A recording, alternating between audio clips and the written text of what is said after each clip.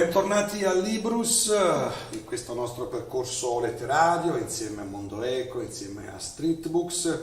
Gerardo Ferrara, la sua anomalia di provare ancora ostinatamente in direzione contraria a raccontare storie, e non fa in tempo Gerardo Ferrara a staccarsi dal cordone ombelicale di Buon compleanno Faber, che ci arriva e fortunatamente in forma letteraria una storia che riguarda Fabrizio De André e la Sardegna, che siamo ben lieti di andare a raccontare, perché qui si cercherà, per riprendere i termini wagneriani, lo spirito di un uomo che sottovoce, per non incorrere nella sua stessa smentita, possiamo chiamare poeta, che ha raccontato tante storie e cuori in modo così numeroso da giustificare il medesimo approccio dello studioso tedesco.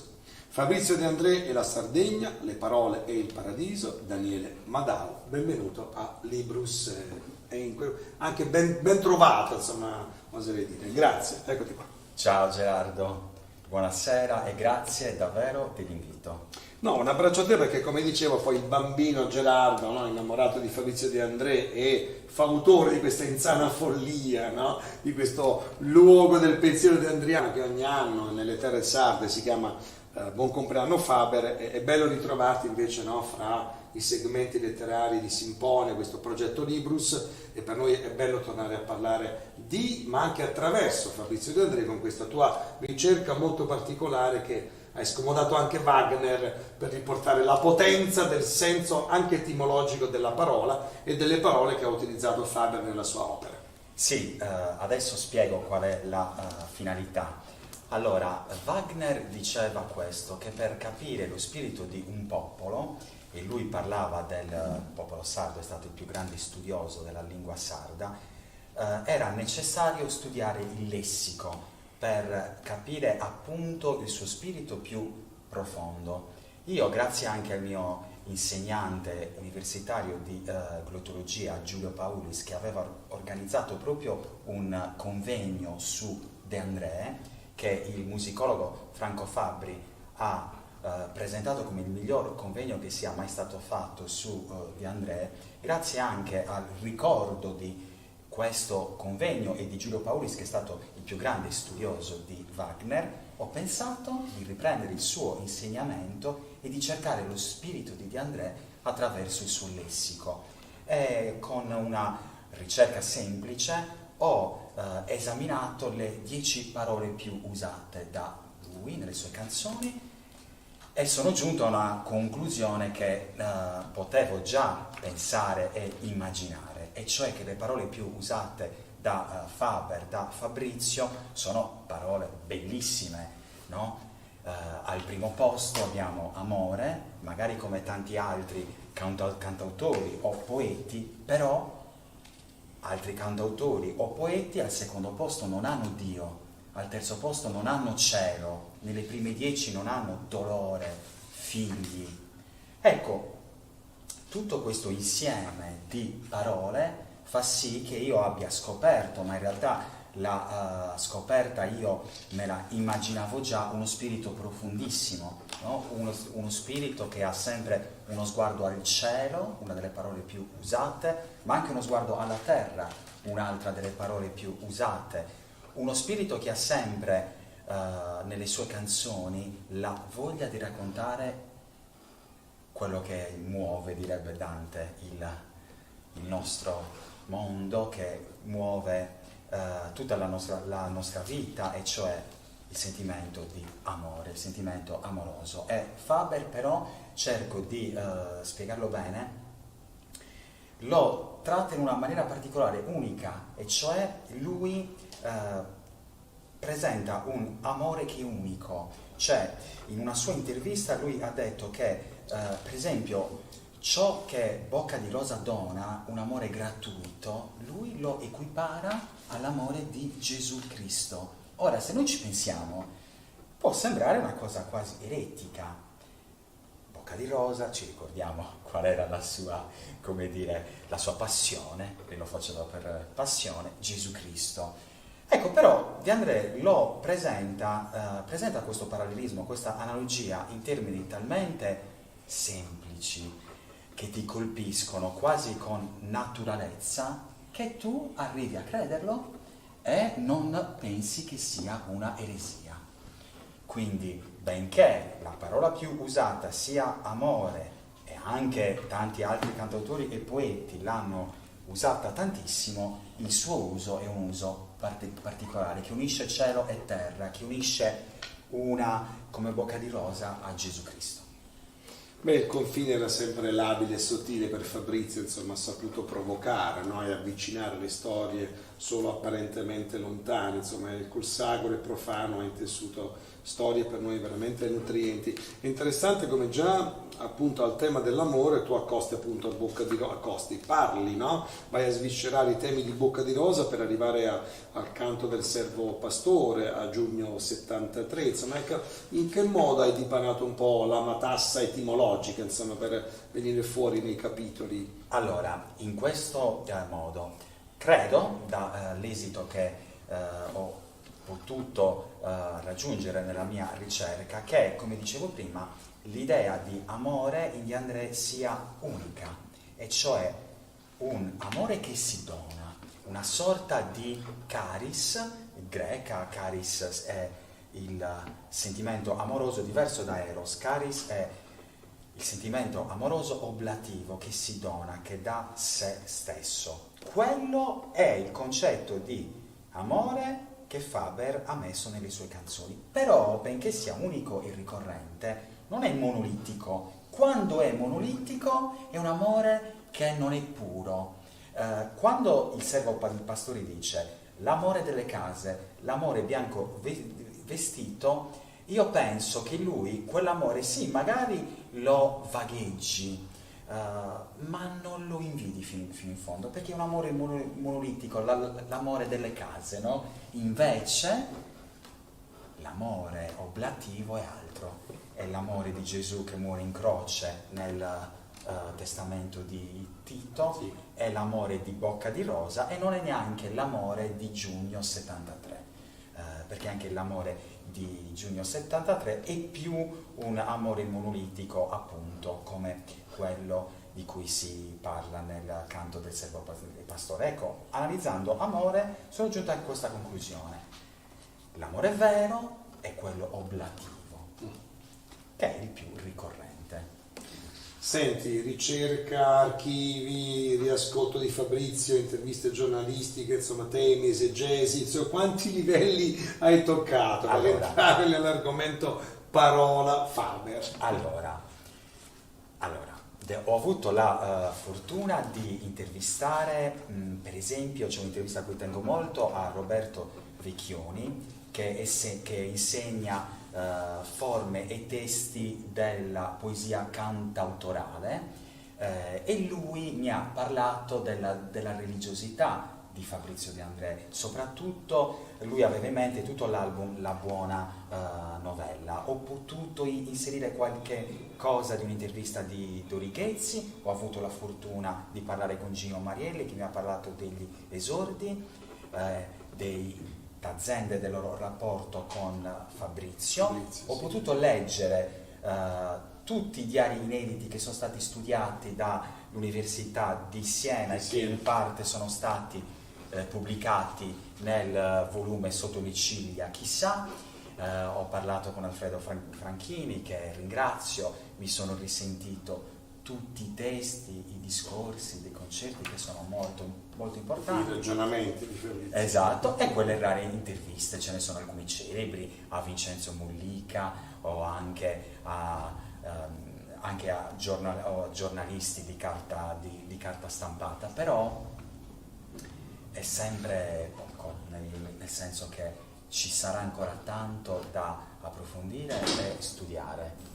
Lo hai nominato e quindi era ineluttabile che un capitolo della tua vita che si chiama Fabrizio De André la Sardegna non potesse mancare, insomma. Gino Marielli, un abbraccio. Un abbraccio Gino, grazie. Eccolo. Ciao a tutti voi. Grazie, benvenuto a Librus. Insomma, ecco, lascio a te, come dire, un po' come dire, il pretesto di raccontare l'incontro e poi ci facciamo narrare da Gino, insomma, un'incursione in questo tuo diario di viaggio.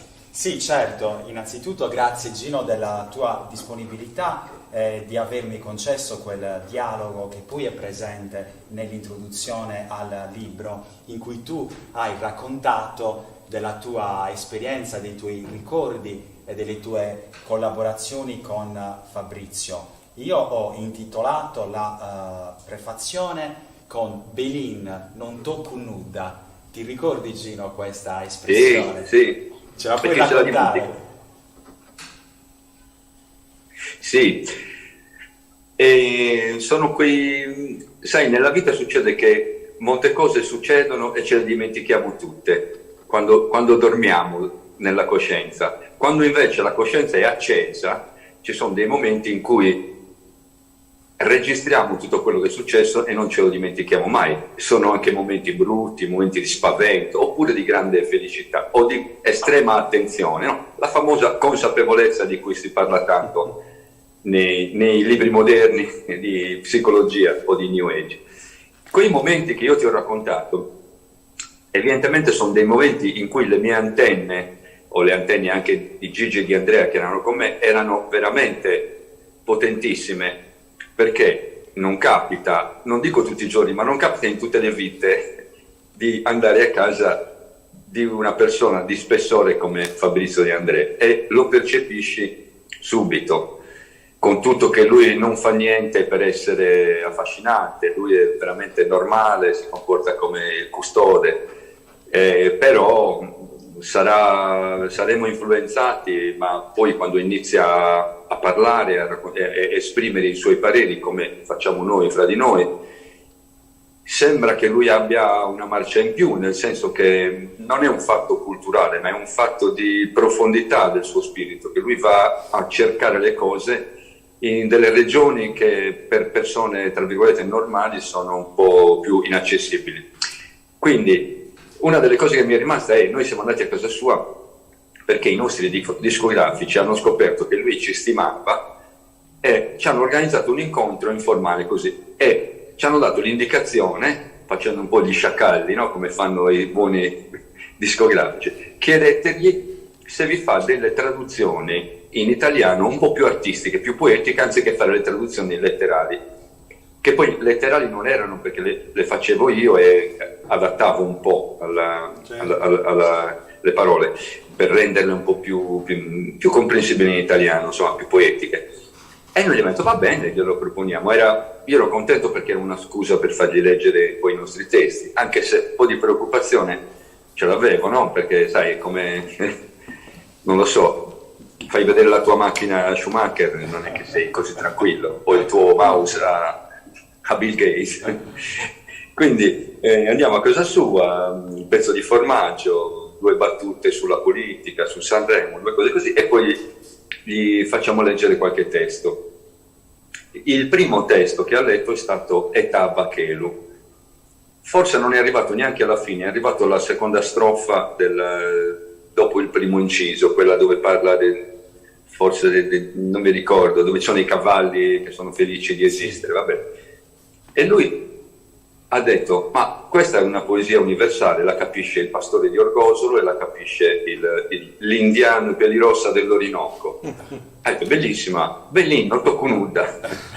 Ci ha messo il suo genovese, ma siccome eravamo a Tempio ci ha messo anche il suo gallurese, perché lui con la lingua aveva una passione particolare, che era proprio quella del comprenderne a fondo non tanto il messaggio quanto l'utilizzo. La lingua è una cosa viva. Noi nel disco Lingua poi ti abbiamo chiesto una frase, lui ci ha scritto quella storia che per un commerciante, per vendere patate o qualsiasi cosa, per comunicare, occorre parlare il linguaggio dell'altro interlocutore, e sono cose che viste così sembrano delle cose abbastanza logiche, ma non è così. Cioè quella che per lui era una tecnica di vendita o sembrava una cosa buttata così, invece sono delle cose che poi negli anni successivi ho ritrovato in psicologia, le ho ritrovate nella programmazione neurolinguistica, per vendere un tappeto a un persiano, tu gli devi parlare di sua nonna e di cosa cucinava la nonna, probabilmente nel suo dialetto. Perché? Perché tocchi l'emozione, solo così si entra in profondità dell'altra persona. E uno dei modi migliori è quello di parlare la stessa lingua. La stessa lingua può voler dire anche altre cose, può anche voler dire la lingua di cosa mangiamo, la lingua di cosa ci raccontiamo, di come ci comportiamo, di come ci vestiamo, tradizioni, costumi. Però la lingua, intesa come lingua, è fondamentale perché entri veramente nella casa dell'altra persona. Quindi questa è una delle tante chicche di quelle cose che tu sai quando leggi una frase in un libro e non finisce lì, se te la ricordi te la porti dietro tutta la vita, ogni tanto la rileggi e come una cipolla ti svela un'altra parte del suo segreto. Ecco Gino, scusami, proprio su questo ragionamento che mi sta molto a cuore, proprio sulla lingua che ti mette in connessione, no? In comunione, in relazione con l'altro, ecco, che effetto poi vi ha fatto un brano come Monti di Mola, che come dire è proprio è la chiave di lettura della sua consapevolezza di individuo e di individuo che vive in terra sarda, insomma, che ha scelto la terra sarda. Sì, la cosa ironica è lui ha scelto di intitolare una canzone Monti di Mola. Pensa che per me Monti di Mola è un posto dove io sono sempre andato a trovare mia zia, è il vecchio nome di quel posto che adesso si chiama Labbiadori, che altro non è che Porto Cervo, perché è esattamente a 1 chilometro da Cala di Volpe e a 1 chilometro da Porto Cervo. Lui ha scelto quel posto e già lì fa capire quanto lui sia stato, diciamo, intelligente artisticamente, poeticamente a scegliere quel posto. Magari per uno di Milano rimane una parola esotica, ma per un gallurese della Costa Smeralda dire Monti di Mola gli tocca già le corde del cuore, soprattutto a quei 100.000 abitanti che vivono tra Palau, Santa Teresa, La Maddalena, Olbia, Arzachena, perché quello è un posto antico, storico, che poi è diventato famoso con altri nomi. Quindi cantare, noi abbiamo cantato in quella canzone Monti di Mola, questa specie di sua leggenda che racconta, non è stato cantare una canzone, è stato entrare in un mondo. Per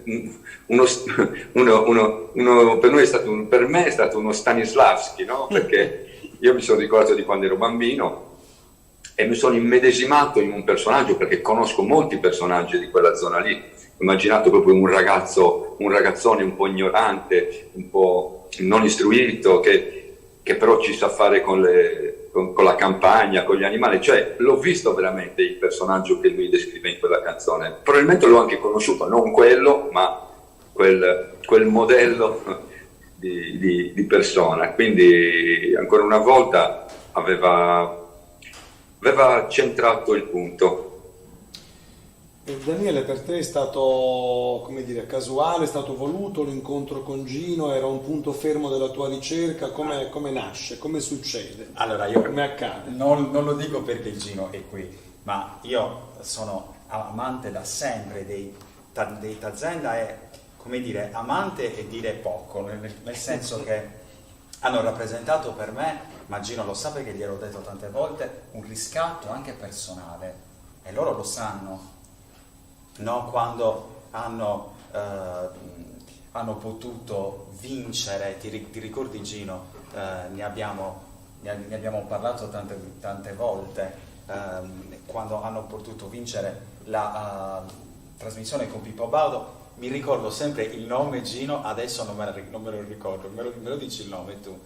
Gran Premio. Gran premio. Certo, me lo ricordo benissimo. Mi ricordo quella sera, mi ricordo quando loro hanno eseguito insieme, correggimi se sbaglio Gino, Cara Secare e non Posso Reposare insieme, giusto?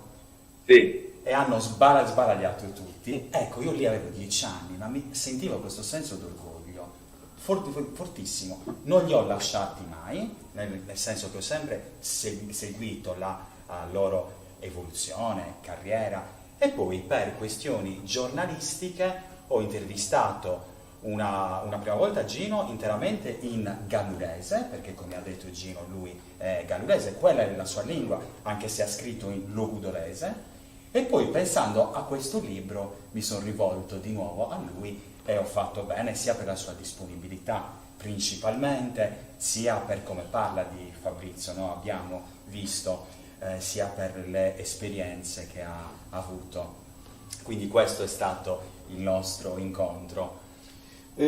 Gino, ecco, tu prima accennavi insomma all'incontro, in quel momento per voi era una linea di confine un po' anomala, se vuoi, perché voi dalla esplosione sanremese, no? E quindi, come dire, all'approdo continentale da un punto di vista della fama e della notorietà, e Fabrizio, nonostante si chiamasse, era Fabrizio De André, ma stava in Sardegna per cercare anche, come dire, un altro tipo di vita che non era solo quella dei palchi e della sua grande opera letteraria e poetica, ma era anche fare l'agricoltore, il contadino, l'allevatore, il botanico. Ecco, che effetto ti ha fatto, che eredità ti rimane rispetto a quel momento quasi magico ma anche incongruente, no? Di due posizioni diverse fra voi e Fabrizio?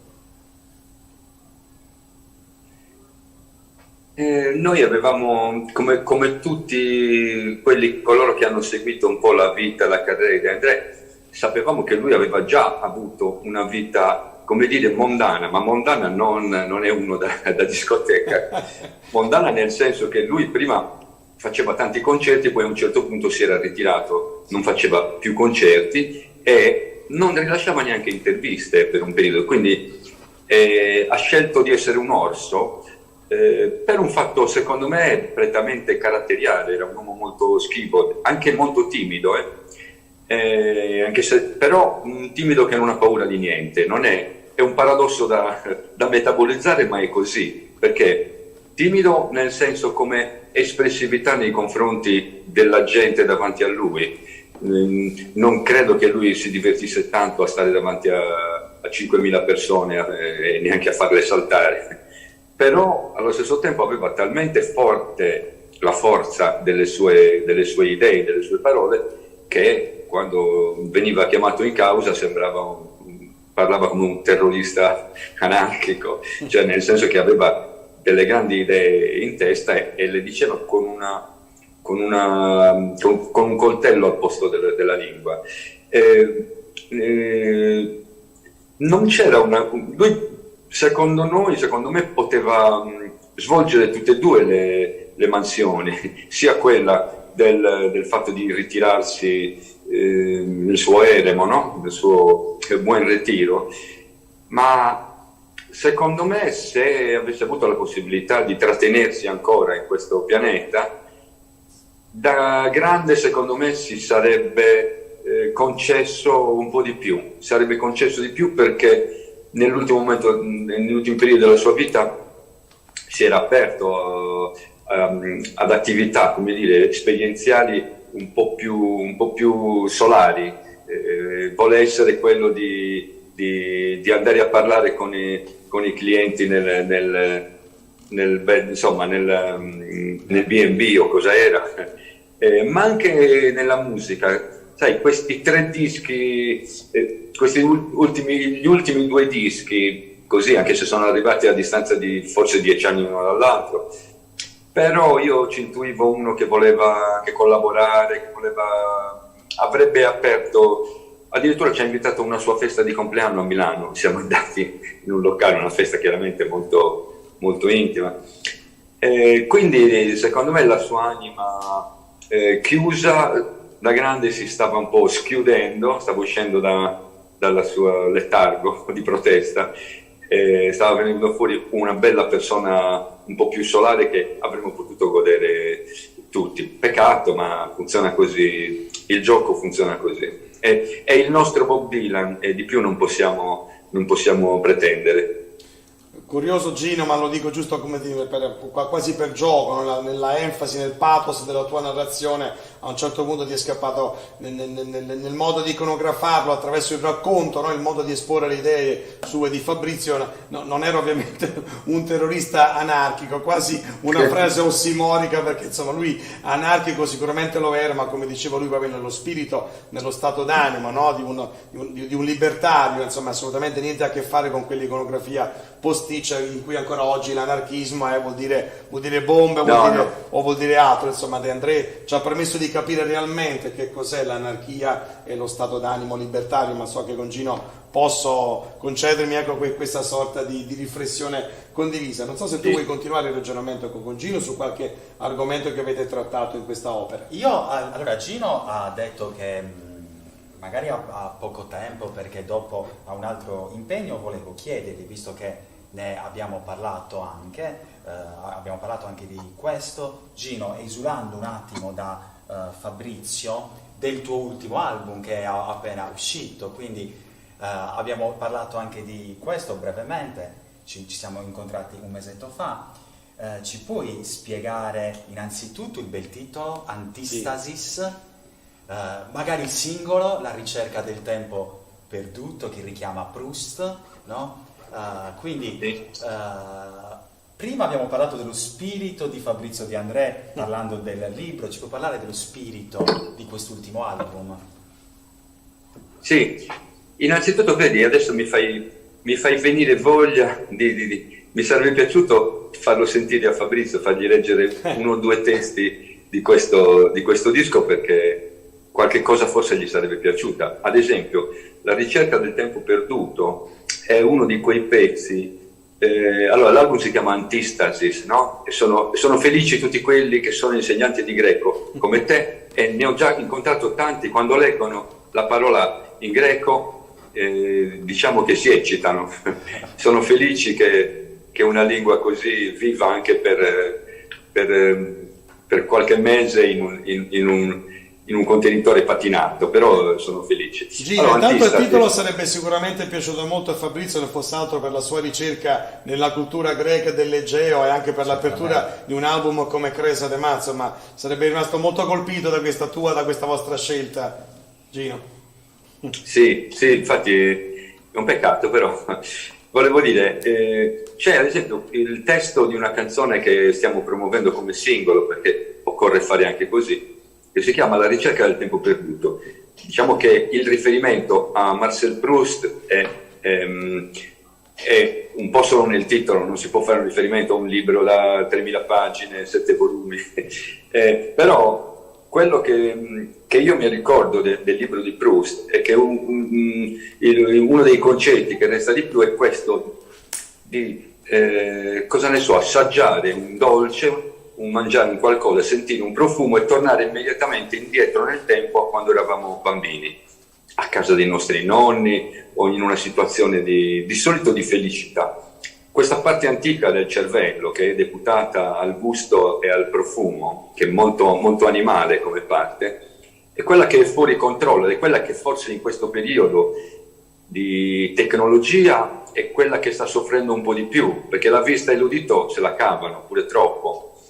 Le mani qualcosa la fanno anche loro, il tatto, mentre il sapore, l'udito, l'olfatto, diciamo che viaggiano un po' a rilento, ed è bello entrarci con la poesia, con la letteratura, per andare a scavare come ha fatto Proust, di cui il quale ne ha fatto un'ossessione un'ossessione che poi è diventata un'opera d'arte. Questa canzone ha una cosa, non essendo scritta in modo diretto, ha già suscitato diverse reazioni nelle persone. Ad esempio, io lo dico, forse l'ho già detto, non mi ricordo se l'ho già detto, ma nelle interviste non lo sto dicendo, a voi lo dico. Quando l'ho scritto ho pensato alla morte io. Non è molto allegro, ma così è. Dice, oggi non è un giorno di passaggio di quelli senza parole. Io oggi sono in viaggio verso te. Questa è la morte che sta viaggiando verso di noi, sempre, tutti. Appena nasciamo, questa è già in viaggio verso di noi. E la cosa ironica è che noi siamo in viaggio verso di lei. Quindi non è che possiamo lamentarci che lei ci viene incontro e no, noi siamo in viaggio ed è un incontro d'amore che occorre, ne ha parlato anche Fabrizio dell'amore a modo suo, però assume quei connotati particolari che molti diciamo immaginiamo che nel momento della morte, siccome non sappiamo cosa c'è, allora fantastichiamo su quello che ci può essere. Una delle cose che io ho sentito, ho letto, è che ci passa davanti tutta la vita in un secondo, come se dovessimo autogiudicarci per capire se abbiamo fatto bene, se abbiamo fatto male, se abbiamo i rimpianti, no? O i rimorsi, queste cose, queste domande da mollicca, diciamo, che però sono domande intelligenti, che poi non lo sappiamo se in quel momento ce le faremo, ma così si dice. Quindi è un viaggio. Ad esempio ero molto affascinato da come trattava il viaggio Ivano Fossati, che è un altro che in questi discorsi ci sta bene. Lui parlava del viaggio, sembrava che non parlasse mai del viaggio interiore, personale, psicologico, sembrava che parlasse sempre di italiani che vanno in Argentina o di cose così. Invece in realtà il viaggio è sempre una metafora, perché non siamo un'agenzia viaggi che propone viaggi, vieni in Australia, andiamo a Cuba. Il viaggio è sempre una metafora, esatto, del nostro qualcosa di misterioso che deve andare da qualche parte, se può, se deve. Quindi questa canzone, in modo nebuloso voluto, parla di questo viaggio e ognuno lo fa proprio come meglio crede. Quante suggestioni, Gino, grazie, veramente un fiume, ricordi tanti e nessun rimpianto. Vincenzo Mollica, le interviste di Vincenzo Mollica che ci hanno fatto conoscere un altro Fabrizio De Andrei, Ivano Fossati, le loro anime salve, insomma un testamento spirituale per Fabrizio e non solo, per la stessa ragione del viaggio, viaggiare, insomma quante metafore e quanti racconti in questo tuo ultimo viaggio, questa stesura. Allora, prima di lasciarti andare ai tuoi impegni, però lasciati provocare, chiedo ovviamente venia al buon Daniele che ovviamente continuerà con noi l'altra parte del viaggio su quest'opera, una sorta di non ricordo ma di, come dire, di finitura postuma attraversa con Fabrizio in un testo di Gino Marielli, in un nuovo lavoro di Tazenda, insomma lo potremmo avere, piuttosto che no, chissà cosa avrebbe pensato, detto fatto Fabrizio, no, un Gino Marielli e Tazenda che attraverso con Fabrizio, come dire, un incipit, una frase, una strofa, un canto, un brano. Gino. No, scusa, mi sono perso il clou della domanda. Il senso. No, dicevo, ecco, memore della tua, come dire, anche se vuoi, emozione nel dire peccato, non poter oggi confrontarmi con Fabrizio, no? Sulla vita piuttosto che su questo nostro ultimo lavoro, se ci potrebbe essere qualcosa di postumo di Gino Marielli o di Tazenda attraverso De Andrea, ecco, non solo per ricordarlo, ma per attualizzare Fabrizio e il vostro rapporto. Guarda, l'unica cosa che possiamo fare, si dice spesso, no? Si dice spesso che l'unica cosa che rende immortali le persone è il ricordo, cioè avere sempre a mente la persona, non dimenticarla mai, così che questa persona vive. Addirittura c'è il film Coco della Disney che è bellissimo e parla proprio di questo, ci fa vedere i nostri avi nell'aldilà che se non vengono ricordati scompaiono per sempre, vanno in un'altra zona. Io credo che Fabrizio spero non solo gli artisti di sostanza, spero anche tutti gli altri, però persone come Fabrizio restano, perché non passa un mese in cui non ci viene in mente di ascoltare una canzone o di dire due parole o di raccontarci. Certo. È come se fosse un nostro zio, uno di famiglia. Quindi io immagino che lui sia ancora lì e io che lo chiamo e gli chiedo se vuole sentire il disco insieme a me, glielo faccio sentire e gli spiego, gli dico due cose, le mie intenzioni, per sentire se lui se mi dice che ho fatto bene o se dovevamo forse cantare un po' più in italiano, più in sardo, stare più attenti, cioè, perché probabilmente le cose ce le avrebbe anche dette. Oppure posso fare il gioco che le domande gliele faccio come un gioco di ruolo e le risposte me le faccio arrivare da qualche parte che non so se è lui davvero o se è la mia coscienza che risponde, o se c'è una memoria collettiva che la risposta ce la dà. Quindi dai, con un immortale non possiamo stare tranquilli, sempre. Qualcosa accade sempre. Lascio a Daniele magari la riflessione e i saluti per Gino. Certo Gino, grazie, grazie sempre della tua disponibilità, e come ho avuto modo di dirti anche in presenza, grazie di aver fatto, come ha fatto anche Fabrizio, questa operazione di aver espresso i sentimenti nella nostra lingua, sia che sia logudorese, gallurese.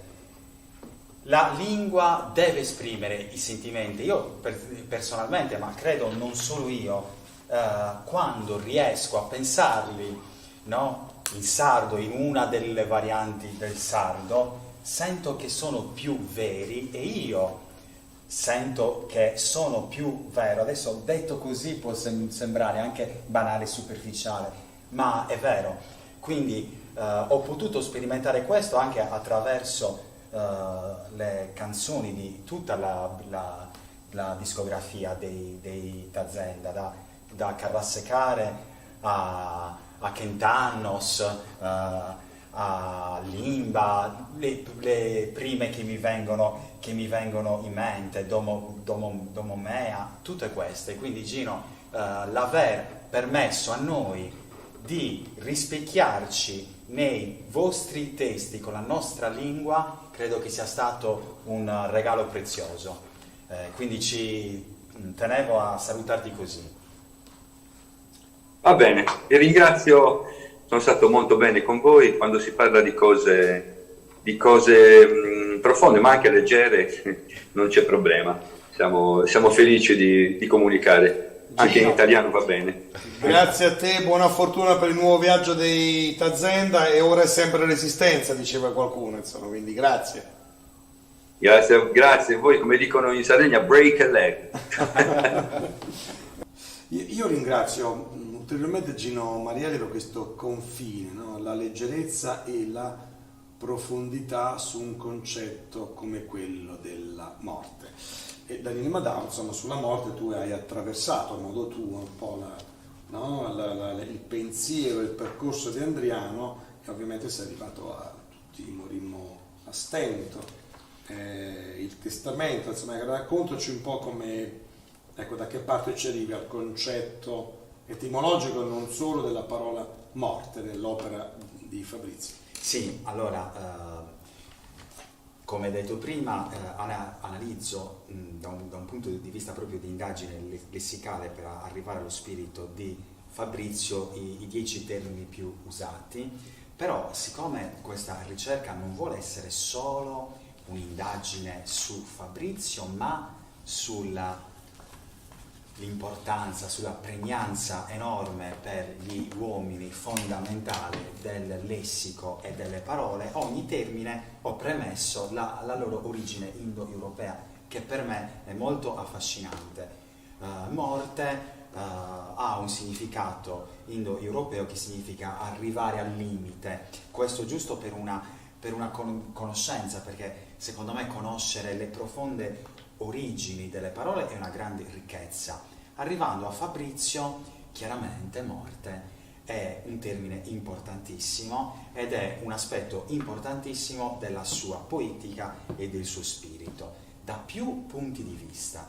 Innanzitutto ha sempre detto Fabrizio, dall'inizio della sua produzione alla fine, che ciò che lui temeva di più, anzi è meglio usare il suo verbo, il verbo che diceva lui, ciò che lo spaventava di più era la morte, ma non la morte fisica, la sua morte, anche se lui diceva che comunque quando arriverà mi farà provare la mia buona dose di paura, ma il poco attaccamento alla vita che vedo nei miei simili.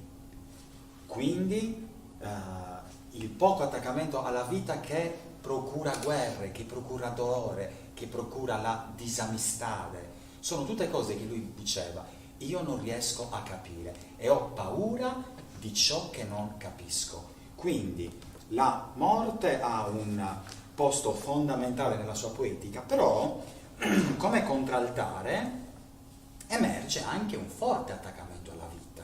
Quindi morte perché ne ha paura e forte attaccamento alla vita.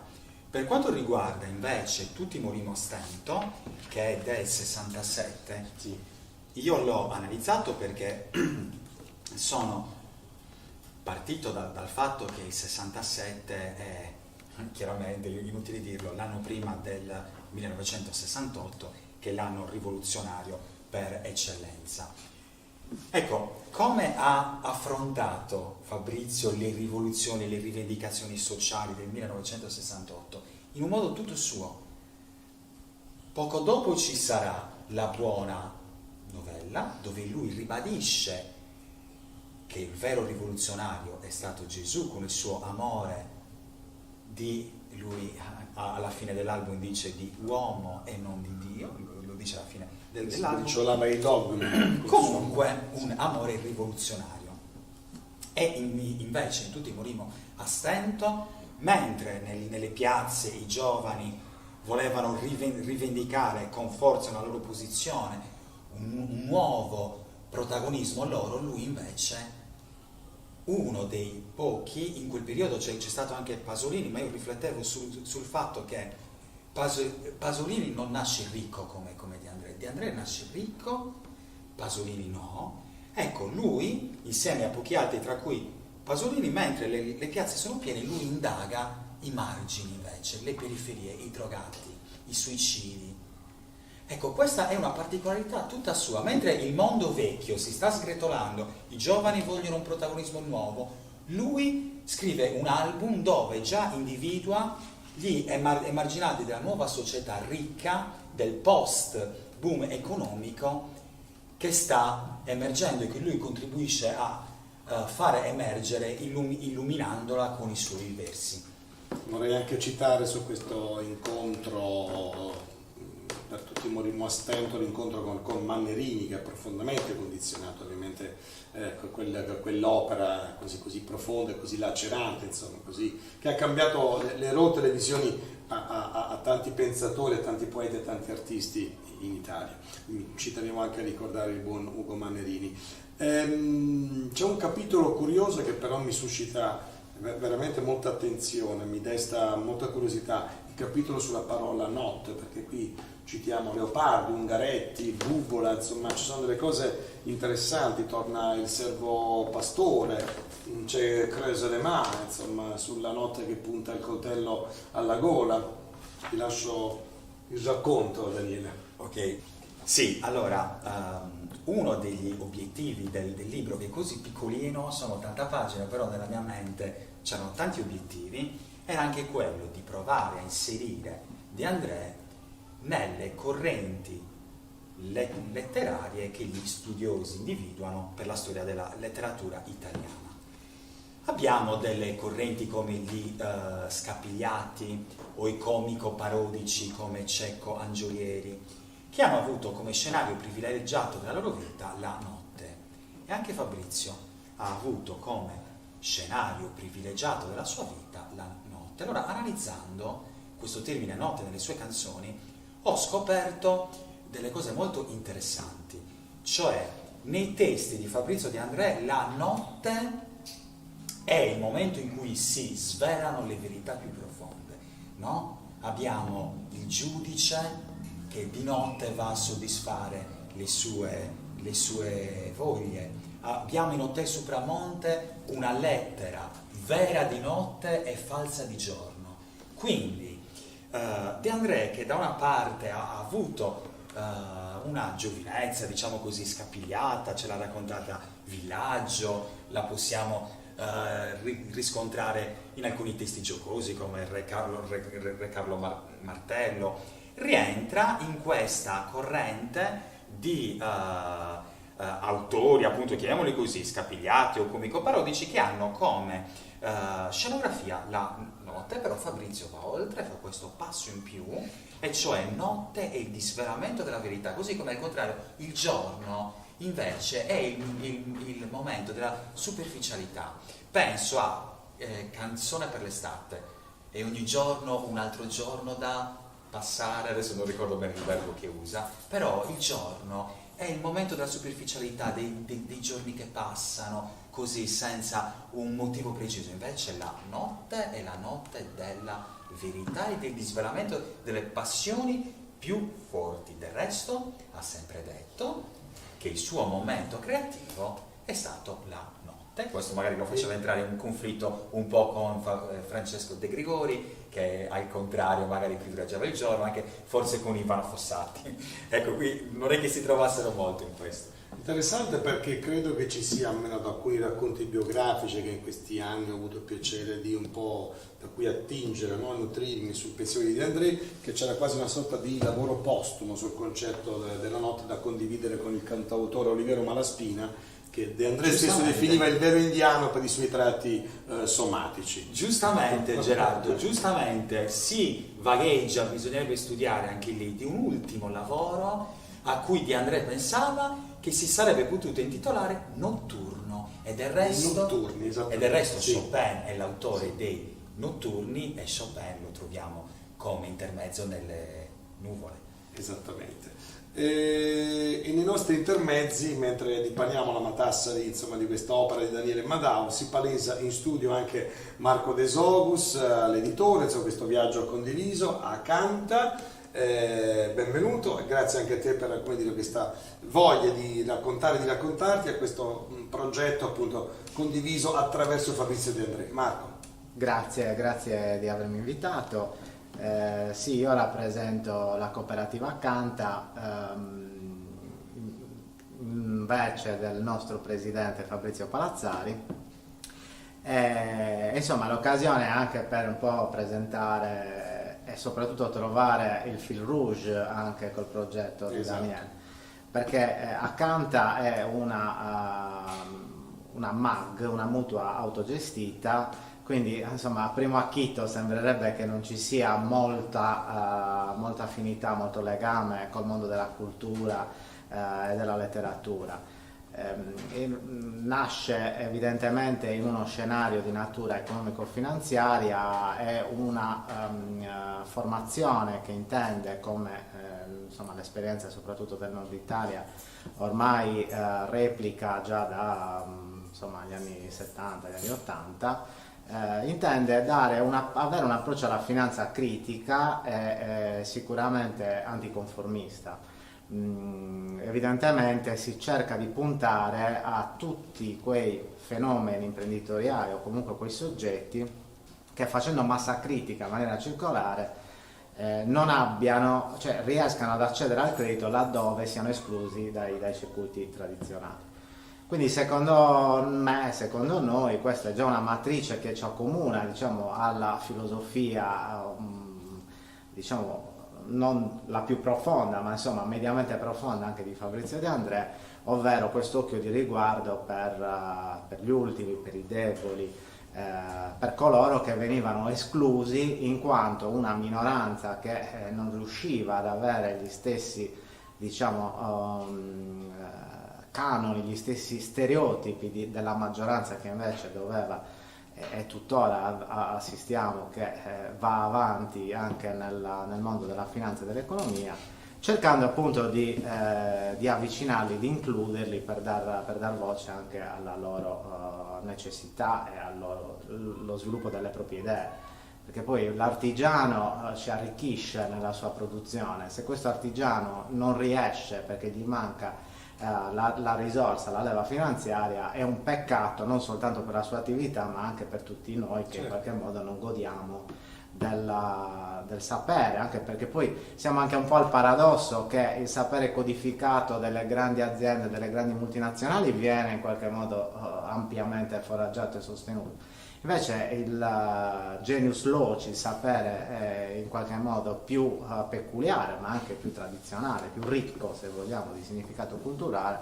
viceversa, sappiamo poi, ormai chi più chi meno, ma conosciamo che le banche ragionano per rating e quindi per pagelle acriliche, le chiamiamo noi.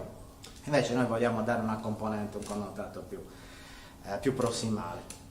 Quello che non ho è un conto in banca, diciamo, esatto, qualcuno, infatti. insomma, ecco, però ti provoco subito perché gli ultimi, i reietti, gli emarginati, no? Poi quasi sempre sono i privilegiati a raccontare questo Fabrizio De André. E qual è il fascino, ma anche il rischio di pubblicare un'opera, no, su Fabrizio De André che non sia totemica, che non sia iconografica, che non sia, come dire, un po' posticcio, diciamo. Qual è la passione e qual è il rischio, Marco? Sì, allora devo dire che nella valutazione del rischio del progetto c'è stata comunque... L'impatto ambientale, intellettuale. No, ma in realtà volevo dire un po' anche contraddicendo questa logica che assolutamente è nelle cose, è un po' viziata da una fiducia, diciamo, un agape che mi avvicina a Daniele personalmente, non evidentemente come Acanta, anche come Acanta, anche perché Daniele è un socio di Acanta, quindi anche lui contribuisce comunque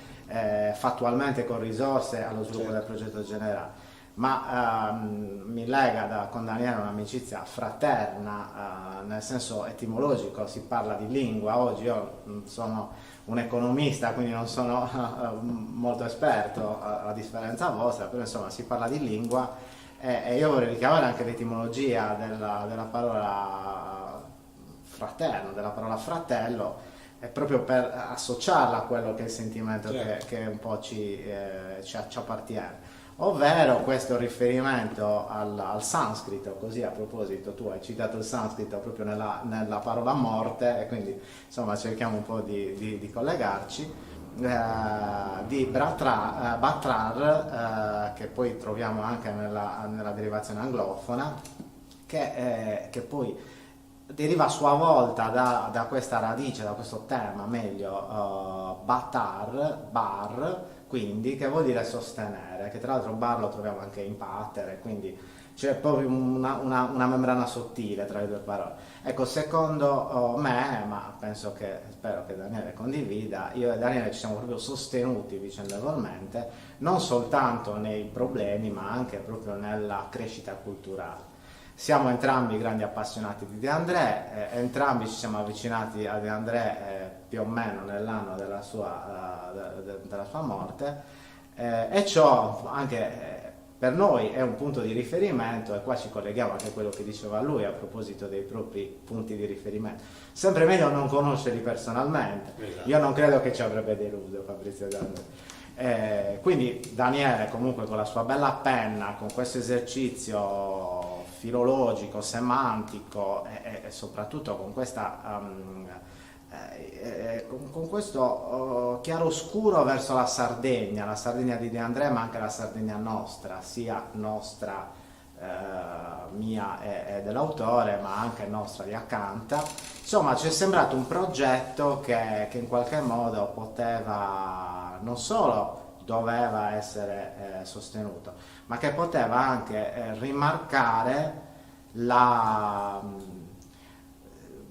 insomma, ridare voce sotto un altro punto di vista, anche perché quest'opera a noi ci è sembrata particolarmente innovativa, proprio per l'osservazione che abbiamo fatto, il taglio, esatto. Sì. E quindi raccontare comunque un grande uomo, un grande pensatore, anche un grande accogliente del mondo, con magari un messaggio che volesse insomma rimarcare anche dal nostro punto di vista quanto noi siamo in quello scenario. Poi tu dici sì, molto spesso è facile avere magari un certo agio nella propria esistenza e quindi parlare degli ultimi, occuparci degli ultimi, magari stando proprio sul bordo della retorica o dell'ipocrisia, o anche di una sicurezza, di una comfort zone. Ecco, ovviamente non mi riferivo a no, un concetto allargato assolutamente sulla come dire, no? Incredibile bibliografia che c'è attraverso Fabrizio De André. Assolutamente, infatti lo raccolgo, è sempre un esercizio costante di coscienza e anche di insomma, di metterci in gioco proprio per evitare di stare su questo bordo, addirittura di oltrepassarlo. Noi abbiamo come base sociale provenienti da imprese che, come ti dicevo prima, appartengono a quella tradizione, all'agricoltura, al commercio diretto, chilometro zero, insomma, a forme comunque non invasive e neanche invadenti, lo dico il primo dal punto di vista industriale e l'altro dal punto di vista commerciale. Un'opera di questo tipo non vuole essere quindi uno slogan, ma dato il taglio, dato anche l'autore, insomma, e la profondità comunque, anche perché ne avrete probabilmente, l'avrete osservato, ne avrete probabilmente anche parlato, è molto interessante perché ha diversi livelli di lettura, cioè lo si può leggere magari rapidamente come lettura da comodino, non lo consiglio in realtà, però si può fare anche un lavoro un po' più di attenzione ed emergono certe caratteristiche sia di Fabrizio De André come uomo, ma anche come pensatore, che riallacciano alla sua amore per la terra. Certo, la Sardegna è un po' l'emblema di questa terra a cui lui comunque voleva in qualche modo tornare, all'uomo, non dimentichiamoci che Buona Novella è un po' il contrario. Ecco il Signore, alla fine ecco l'uomo, ecco gli uomini. Certo. È un percorso un po', una trascendenza al contrario, e secondo me, insomma, in questo libro si dà proprio enfasi anche a questa religiosità di Fabrizio. Per stare un po' nel vostro ragionamento, mi verrebbe da dire anche una sorta di saluto dai paesi di domani, che è un po' l'altro testamento, no? Spirituale, concettuale, soprattutto filosofico, di Fabrizio De André. Grazie Marco De Sogus per la tua preziosa testimonianza. Grazie a voi e grazie Daniele di avermi coinvolto. Grazie Marco. Daniele, ci avviamo in conclusione a questo viaggio veramente, come dire, no? Pregnante, insomma, poi la presenza di Marco, insomma, il collegamento con Gino Marielli. Lascio a te un po' le ultime argomentazioni. Non fossato anche qua, no? Provo un po' a provocarti, so che con te viene naturale, insomma, anche per uno come me che vive da 10 anni in Sardegna, e forse potrei anche dirti che in qualche modo Fabrizio mi ci ha portato in questa terra. Ecco, indagare come hai fatto tu, no? Sotto traccia, con tanti livelli di approfondimento, come ci ricordava Marco, questa originalità, se vuoi, no? Di indagine etimologica, non solo del pensiero di De André, era necessario ricondurlo per forza al suo rapporto con questa terra, ti ha facilitato, lo hai inquadrato meglio perché attraverso la vita e l'opera che lui ha svolto in questa terra di Sardegna ti ha permesso di rivedere meglio alcuni concetti che poi vai tu a dipanare, a sviscerare come docente di lingue, insomma, di lettere antiche. Era necessario per me perché quando studio la Sardegna sono completamente immerso in un mondo che forma la mia persona, e lo stesso capita quando studio De André, quindi metterli insieme è il massimo. Quindi per me era necessario per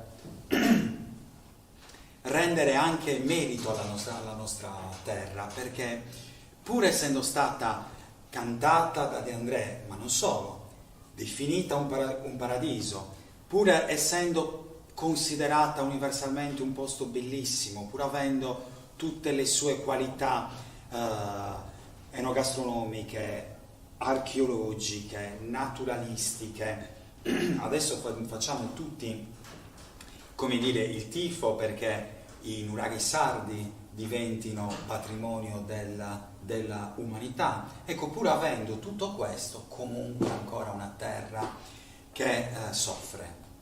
Io volevo quindi anche rendere un omaggio alla nostra terra tramite un grande cantautore, un grande poeta come Fabrizio De André. Perché? Allora, Fabrizio De André ha avuto un approccio unico che abbiamo cercato di descrivere. Prima con Gino Marielli parlavamo dell'approccio che hanno avuto nella costruzione, perché è una costruzione, quella che è stata della Costa Smeralda, fatta a tavolino, che ha avuto però effetti gravi, profondi. Il cambio della toponomastica è un gesto violentissimo. Perché punta del Lucoghio adesso si chiama Spiaggia del Principe? Perché Monti di Mola adesso si chiama Costa Smeralda? È stata una violenza. Ecco, questo era l'approccio, diciamo, solito, tipico. Invece Fabrizio De André, l'abbiamo visto, ha fatto il contrario, non solo ha scritto Monti di Mola, ma ha vissuto in un'azienda agricola, ha voluto cantare in gallurese, ha voluto conoscere il gallurese, non solo, ha sperimentato, non volendolo, un altro livello, purtroppo dobbiamo dirlo, di sardità di quel periodo che è stato il sequestro, ma non solo. Pur avendo subito questo, ha voluto capire le ragioni, se non del mandante, che non ha perdonato, almeno dei suoi carcerieri sì, e li ha perdonati e non si è voluto costituire parte civile contro di loro. E qui lo riporto, scrivo come a chi gli diceva: tu prima di perdonare dovevi impiccare. Lui rispondeva: tu non puoi sapere cosa significa essere sotto sequestro e avere almeno il conforto di parlare con i tuoi carcerieri, che ci hanno sempre trattato bene. E poi ricordiamoci che lui, una volta liberato, diceva metaforicamente: noi siamo liberi, loro, i carcerieri, sono ancora dentro una logica di sfruttamento. Loro magari per poter sopravvivere dovevano affidarsi al mandante del sequestro e, diciamo così, lavorare per lui. A chi vi dice è stato un bene, a chi vi dice è stato un male, venire con me non vi conviene, in qualche modo. Ti ringrazio per questa ultima riflessione, scusami, non fosse altro perché, almeno per quanto mi riguarda, oggi la colonizzazione, per quanto mi riguarda, non ha più bisogno di guerrieri, no? o crociati, basta lavorare sull'estirpazione della lingua, no? locale, si toglie memoria, si toglie identità e gli altri possono fare man bassa, insomma, delle tue terre e delle tue espressioni, delle tue lingue, delle tue dignità. Per quanto riguarda i nuraghi, io credo che siano patrimonio dell'umanità a prescindere, anche se non escono, insomma non si pronuncerà, per me è un buon patrimonio a prescindere. Concordo. Non fosse altro perché ci fanno stare bene, insomma ci danno energia, mi hanno accolto da 10 anni a questa parte, quindi io li rispetto a prescindere, insomma. Daniele Madao, Fabrizio De André, la Sardegna, è stato veramente un piacere averti qui a Librus. Piacere mio, grazie. E magari ovviamente con i tuoi saluti ricordaci anche dove possiamo e come possiamo recuperare questo volume prezioso. Sì, grazie a te Gerardo, è stato davvero un piacere parlare di Fabrizio e parlare con te, parlare in questa trasmissione con persone che mi sono care come Marco, con l'intervento di Gino, è stato davvero un bel momento. Allora, il libro è stato da poco portato nelle librerie, però lo dico con dispiacere, ma in realtà è una cosa bella, è già esaurito nelle librerie, però si può innanzitutto acquistare tramite ebook, no? Nella piattaforma Kindle si può acquistare, si può prenotare tramite l'associazione Sinfonia e poi a breve, questione proprio di giorni, si potrà acquistare sempre tramite Amazon il cartaceo. Quindi questi sono adesso i canali con cui poterlo acquistare.